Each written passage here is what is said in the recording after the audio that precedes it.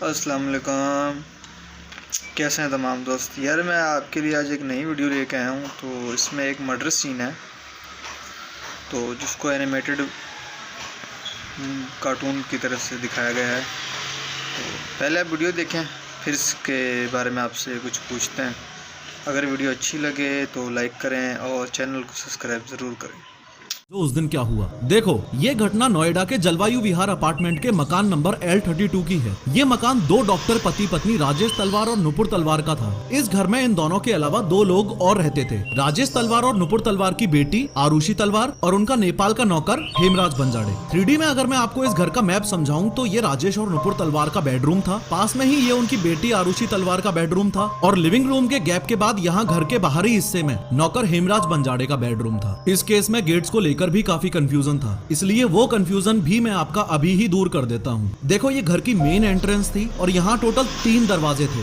ये था सबसे बाहर वाला गेट जो कि सिर्फ धक्का देके भी खोला जा सकता था। उसके बाद ये बीच वाला ग्रिल डोर जिसमें ऑब्वियसली कुंडी लगाई जा सकती थी और सबसे अंदर था ये मेन वुडन डोर। लेकिन इन तीनों गेट्स के अलावा यहाँ पर एक बहुत ही इंपॉर्टेंट कैच है। सबसे बाहर वाले और मिडल वाले डोर के बीच में हेमराज के रूम में जाने का दरवाजा भी था और हेमराज के रूम से एक दरवाजा घर के अंदर भी जाता था। कहने का तात्पर्य ये है कि इस घर के मेन गेट्स को यूज किए बिना ही हेमराज के गेट्स के थ्रू कोई भी घर के अंदर या बाहर आ जा सकता था। चूंकि आपने घर का नक्शा अच्छे से समझ लिया है तो अब इस केस को समझने में और भी मजा आएगा। बात 15 मई 2008 की है और ये असली कहानी है, यानी हत्याकांड से एक दिन पहले हर दिन की तरह आरुषि जल्दी उठकर स्कूल जाने की तैयारी में लग गई। हेमराज खाना रेडी कर रहा था और आरुषि की माँ यानी नुपुर तलवार आरुषि को स्कूल के लिए रेडी करने में लग गई। आज यानी 15 मई 2008 को आरुषि स्कूल जाने के लिए बहुत एक्साइटेड थी, क्योंकि कल के बाद स्कूल में गर्मियों की छुट्टियां पड़ने वाली थी। यही रीजन था कि आरुषि का बर्थडे वैसे तो 24 मई को आता था, लेकिन उसने 16 मई को ही यानी स्कूल के लास्ट वर्किंग डे को ही दोस्तों के साथ बर्थडे मनाने का फैसला लिया। खैर,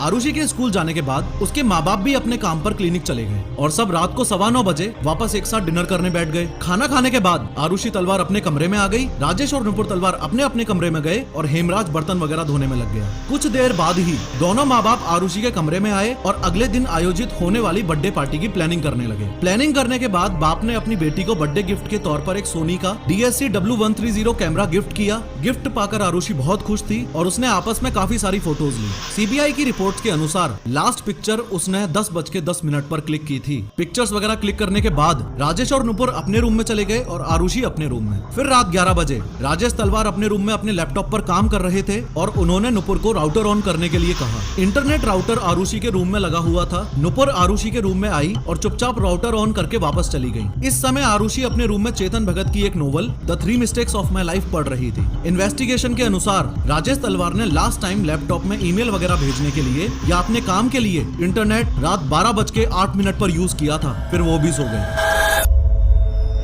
और उनके सोने के बाद उस 15 मई की रात 12 बजे से सुबह 6 बजे के बीच में कुछ ऐसा हुआ जिसने पूरे देश को हिला के रख दिया। इस रात ने पुलिस और CBI की काबिलियत पर सवाल उठाया और ये रात दुनिया की सबसे रहस्यमयी रात बनकर रह गई। अगले दिन यानी 16 मई 2008 को सुबह 6 बजे घर की नौकरानी भारती मंडल सफाई के लिए पहुंची और उसने पहली डोरबेल बजाई तो किसी ने दरवाजा नहीं खोला। दूसरी बार बजाई, किसी ने दरवाजा नहीं खोला। तीसरी बार बजाने पर आरुषि की माँ यानी नुपुर ने दरवाजा खोला। ये बात बहुत अजीब थी। भले ही भारती को ये नौकरी ज्वाइन किए 6 दिन ही हुए थे, लेकिन डेली एक बेल में ही घर का नौकर हेमराज दरवाजा खोल देता था। खैर, एक बार फिर बता दूं कि टोटल 3 दरवाजों में से फिलहाल नुपुर ने ये सबसे अंदर वाला वुडन दरवाजा खोला है और भारती मंडल अभी भी सबसे बाहर वाले दरवाजे के बाहर ही खड़ी है। अब नुपुर बीच वाला दरवाजा खोलने के लिए आगे बढ़ती है तो देखती है कि वो बाहर से बंद है। फॉलोइंग दिस भारती से पूछती है कि हेमराज कहाँ गया। भारती बोलती है मुझे नहीं पता। फिर नुपुर बोलती है कि वो दूध लेने गया होगा, इसलिए बाहर से लॉक करके गया होगा, तू 5 मिनट वेट कर ले।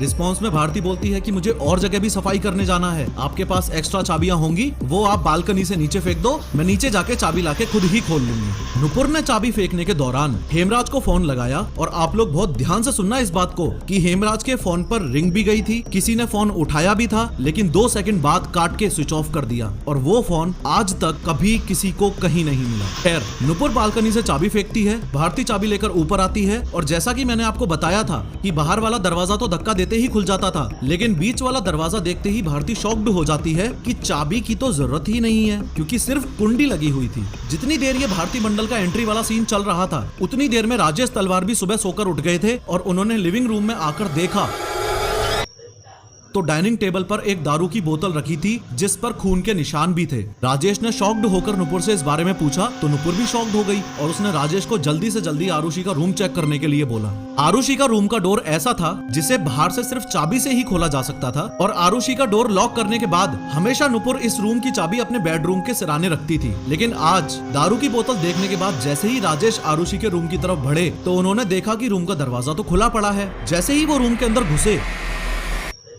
तो उनके पैरों के नीचे से जमीन खिसक गई। वो जोर जोर से चिल्लाने चीखने लगे। इतने में नुपुर भी वहां पहुंची और वो भी उस सीन पर विश्वास नहीं कर पाई। इतने में भारती भी रूम की तरफ बढ़ती है और नुपुर उसको आरुषि के बेड की तरफ इशारा करते हुए बोलती है, ये देखो हेमराज क्या करके भाग गया। और आरुषि के रूम में बेड पर खून से लथपथ आरुषि मरी पड़ी थी। उसके सिर पर किसी चीज से वार किया गया था और उसका गला काट दिया गया था। इसके बाद भारती ने तलवार से पड़ोसियों को इन्फॉर्म करने की इजाजत ली तो उन्होंने परमिशन दे दी और ये इस पूरे केस की सबसे बड़ी गलती थी या फिर सबूत मिटाने की साजिश भी, Who knows? भारती ने क्राइम सीन पर सारे आस पड़ोसी इकट्ठे कर लिए और वीरेंद्र सिंह नामक सोसाइटी के सिक्योरिटी गार्ड ने पुलिस को बुला लिया। जब पुलिस मौके पर पहुंची तो पुलिस वालों ने देखा कि लगभग 15 लोग लिविंग रूम में खड़े थे, 5-6 राजेश और नुपुर तलवार के कमरे में थे और आरुषि के कमरे में कोई नहीं था। कहने का तात्पर्य ये है कि जिस क्राइम सीन पर मर्डरर्स के सारे सबूत तुरंत पुलिस को मिल सकते थे, जिस क्राइम सीन पर आउटसाइडर्स को कदम तक नहीं रखना चाहिए था, इतनी भीड़ ने उस क्राइम सीन की धज्जियां उड़ा दी थी और फिंगरप्रिंट्स एक्सेट्रा सारे सबूत की ऐसी तैसी हो चुकी थी। पुलिस के आते ही राजेश तलवार ने पुलिस वालों को बोला कि हेमराज खून करके भाग गया है, उसे जल्दी से जल्दी अरेस्ट करो। कथित तौर पर राजेश तलवार ने ये तक भी बोला कि मैं खुद 25,000 रुपए दूंगा अगर पुलिस उसे नेपाल जाके तुरंत पकड़ ले तो। पुलिस ने भी अपनी तरफ से कहानी बना ली कि रात में शराब पीकर नौकर हेमराज ने आरुषि के साथ जबरदस्ती करने की कोशिश की और आरुषि ने विरोध किया तो वो उसे मार के भाग गया। इस थ्योरी के बेसिस पर पुलिस ने इसे ओपन एंड शट केस बताया, हेमराज पर 20,000 का इनाम रख दिया और पुलिस की एक टीम नेपाल के लिए रवाना हो गई। हालांकि क्राइम सीन यानी राजेश तलवार के इस घर में मौजूद सबूत पूरी तरह से तहस नहस हो चुके थे, पर फिर भी पुलिस ने फिंगरप्रिंट्स, आरुषि के कपड़े, बेडशीट एक्सेट्रा सब फॉरेंसिक वालों को हैंडओवर कर दिया। क्राइम सीन के इन्वेस्टिगेशन के दौरान पुलिस को छत की ओर जाती हुई सीढ़ियों पर खून के धब्बे मिले, लेकिन छत का दरवाजा बंद था तो पुलिस वालों ने राजेश तलवार से चाबी मांगी। चाबी ढूंढने के लिए राजेश तलवार काफी देर तक अपने रूम में ही रहे और पुलिस ने जब दोबारा चाबी मांगी तो वो भड़क गए। कहने लगे कि खूनी हेमराज तो नेपाल में बैठा है और आप छत पे जाके टाइम वेस्ट करने में लगे हो। सीबीआई रिपोर्ट्स के अनुसार पुलिस वाले से जब बाद में पूछा गया कि भाई पहले दिन ही छत पे क्यों नहीं चेक किया, तो उसने ये भी बोला था कि सर छत के गेट के पास बहुत गर्मी थी इसलिए मैं ज्यादा इंतजार किए बिना ही वहां से वापस नीचे चला गया था। 17 मई 2008 यानी आरुषि के हत्याकांड के एक दिन बाद राजेश और नुपुर तो अस्थियां बहाने के लिए हरिद्वार निकल गए और पुलिस ने अपनी जांच जारी रखी। एक रिटायर्ड पुलिस ऑफिसर के गौतम जो क्राइम सीन पर किसी की रिक्वेस्ट पर आए थे, उन्होंने सीढ़ियों पर पड़े हुए खून के धब्बों को सीरियसली लिया और चाबी ना मिलने पर छत के दरवाजे का ताला तोड़ दिया। छत पर पहुंचते ही सुबह 10:30 बजे के आसपास पुलिस वालों ने यहाँ जो देखा वो देखकर उनके होश उड़ गए। यहाँ हेमराज की लाश पड़ी हुई थी और इसको भी वैसे ही मारा गया था जैसे आरुषि को। बॉडी कंफर्म करने के लिए राजेश और नुपुर तलवार को वापस बुलाया गया। राजेश ने पहले तो पहचानने से मना कर दिया, लेकिन बाद में नुपुर से भी कंफर्मेशन लेने के बाद एग्री किया कि हाँ ये हेमराज की ही लाश है। यहाँ मैं आपको इस वीडियो का मोस्ट इंपोर्टेंट पॉइंट बताने जा रहा हूँ, ध्यान से सुनो। इसी छत की दीवार पर एक खून से सना हुआ हाथ इस तरीके से लगा हुआ था। ये इस पूरे केस का दी मोस्ट इंपोर्टेंट एविडेंस था। अगर पुलिस ने इस हाथ को सबूत के तौर पर सीरियसली लिया होता तो ये केस तब ही सॉल्व हो गया होता। लेकिन मुझे पता है आप क्या सोच रहे हो, ये तो भारतीय पुलिस है। खैर, अब पुलिस का पूरा शक राजेश और नुपुर तलवार पर आ गया था। लेकिन ये बात इतनी आसानी से हजम नहीं होती ना। किसी माँ बाप की इकलौती लड़की जिसको पैदा करने में भी इतनी मुश्किलें आ रही थी, इसलिए IVF से हुई थी, उसको माँ बाप गुस्से में आके मार दें। इसलिए पुलिस की दूसरी टीम हेमराज के दोस्तों पर इन्वेस्टिगेशन करने लगी। सबसे पहले पुलिस ने विष्णु शर्मा को पकड़ा। असल में विष्णु शर्मा ही पहले राजेश और नुपुर तलवार के घर में नौकर था। वो छुट्टी पे गया था तो उसने टेम्परेरीली हेमराज को अपनी जगह नौकर का काम संभालने को बोला था। लेकिन वो वापस आया तो तलवार ने बोला कि हम तो हेमराज के साथ ही कंटिन्यू करना चाहते हैं, विष्णु तुम्हारे साथ नहीं। इसलिए पुलिस ने अंदाजा लगाया कि विष्णु बदला लेने के लिए जब हेमराज को मार रहा होगा तब आरुषि ने देख लिया होगा, इसलिए विष्णु ने दोनों का ही मर्डर कर दिया। लेकिन जांच के बाद पता चला कि खून की रात विष्णु शर्मा तो नेपाल में ही था। अब तो राजेश और नुपुर तलवार पे जो शक था वो और ज्यादा स्ट्रॉन्ग हो गया। दूसरी बात जो पुलिस के दिमाग में घूम रही थी वो ये कि सोसाइटी के गार्ड्स ने 100% गारंटी के साथ दावा किया था कि 15 और 16 मई रात 11 बजे से 6 बजे के बीच ना ही तो कोई L32 से बाहर गया और ना ही कोई उस घर के अंदर आया। इन तमाम बातों को ध्यान में रखते हुए 23 मई 2008 को पुलिस ने राजेश तलवार को अरेस्ट कर लिया और उस दिन लखनऊ डिवीजन के IG inspector general of police Gurudarshan Singh ने प्रेस कॉन्फ्रेंस करके कुछ ऐसी बात बोली कि पूरी दुनिया राजेश और नुपुर तलवार के खिलाफ हो गई। हालांकि इस प्रेस कॉन्फ्रेंस में गुरुदर्शन सिंह ने आरुषि का नाम भी एक बार तो गलत लिया कि 16 तारीख को शारुति तलवार और हेमराज का कत्ल हुआ।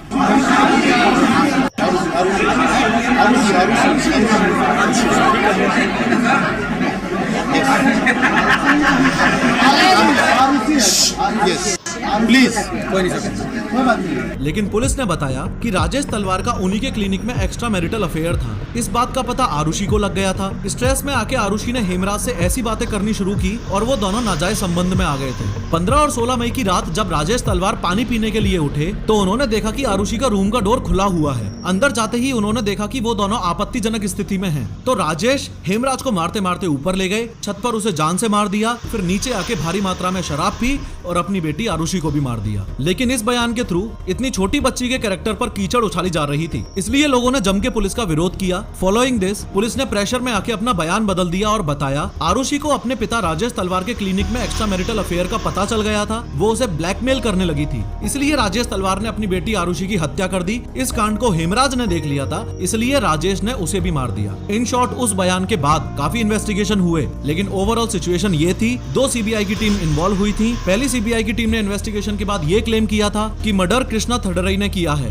कृष्णा भी असल में नेपाल का ही था, नौकर हेमराज बंजाड़े का दोस्त था और डॉक्टर राजेश तलवार के क्लिनिक में असिस्टेंट के रूप में काम करता था। आरुषि के मर्डर से 2 दिन पहले कृष्णा से क्लिनिक में कुछ गलती हो गई थी, जिस बात पर राजेश ने कृष्णा को बाकियों के सामने बहुत बुरी तरह डांटा। इसके बदले में कृष्णा ने यह भी बोला था कि मैं इसका बदला राजेश तलवार से जरूर लूंगा, और ऐसा बोलते हुए उसको सुना था राजेश तलवार के ड्राइवर उमेश शर्मा ने। लेकिन सीबीआई की फर्स्ट टीम की ये थ्योरी भी सही साबित नहीं हुई, क्योंकि कृष्णा जिस घर में रहता था उस घर के मकान मालिक ने कंफर्म किया था कि कृष्णा तो खून के समय उनके साथ ही था। इस जगह हो सकता है आप तलवार मूवी के एंगल से नार्को टेस्ट एक्सेट्रा को याद करें, लेकिन तलवार मूवी पर भी ये आरोप है कि वो मूवी तलवार दंपत्ति की इमेज को सुधारने के लिए बनाई गई थी। फिर ये केस दूसरी सीबीआई टीम के हाथ में चला गया और दूसरी सीबीआई की टीम ने इन्वेस्टिगेशन के बाद ये क्लेम किया कि नौकरों का आरुषि के खून से कोई लेना देना नहीं है। जिस तरीके का कट आरुषि और हेमराज के गले पर मिला है उससे तो यही लगता है कि वो किसी प्रोफेशनल ने सर्जिकल ब्लेड से किया होगा। लेकिन दूसरी सीबीआई की टीम को भी तलवार के खिलाफ कोई ठोस सबूत नहीं मिला, इसलिए उन्होंने इस केस को हमेशा के लिए बंद करवाने की कोर्ट में अपील कर दी। ये केस इंडिया का मोस्ट मिस्टीरियस मर्डर केस माना जाता है। ये केस आज तक सॉल्व ना हो पाने के पीछे मेन रीजन तो नोएडा पुलिस ही है। अगर